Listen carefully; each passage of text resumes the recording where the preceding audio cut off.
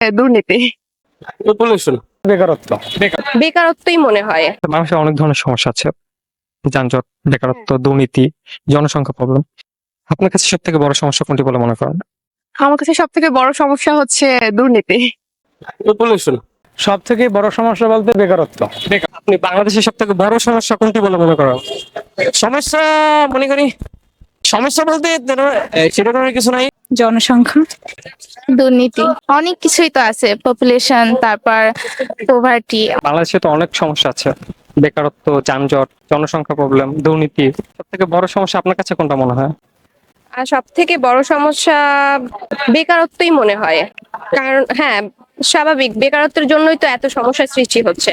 আমার কাছে সবচেয়ে বেশি মনে হয় যে যুবকরা যারা ইন্টার পাস করে, মনে করেন ইন্টার পাস করার পর যে তাদের পরিবারের যে কিন্তু খরচ ছাড় যায় না, মনে করে যে ছেলে অনেক বড় হয়ে গেছে, একই সমস্যা। এইটা আসলে মূলত বেকারত্ব সমস্যাই। ইন্টার পাসের পর কিন্তু একটা পোলার বাসায় বাবার কাছে টাকা চাইতে পারে না কখনোই, তার কাছে যদি লজ্জাবোধ থাকে। তো আমার বেসিক্যালি মনে হয় যে চাকরির সমস্যাটা সবচেয়ে বেশি। মানে আমাদের দেশের সবচেয়ে বড় সমস্যা বর্তমান প্রেক্ষাপটে হচ্ছে বেকারত্ব, একটা সমস্যা আছে। তারপর আপনার এখন তো বর্তমান চলতেছে মুদ্রাস্ফীতি বা ডলার সংকট, তো অনেক বড় একটা সমস্যা হইতেছে। কারণ আমাদের বাণিজ্য করতে বহির্বিশ্বের সাথে আমাদের লেনদেন করার জন্য ডলারটা প্রয়োজন, কিন্তু বর্তমানে ডলারটা মানে ওভাবে পর্যাপ্ত পরিমাণ নাই।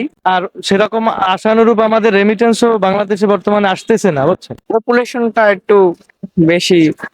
আমার কাছে দুর্নীতিটাই অনেক খারাপ লাগে। অতিরিক্ত জনগণ, পপুলেশন প্রবলেম। Population problem. এটা সমাধানের জন্য আমরা কি করতে পারি?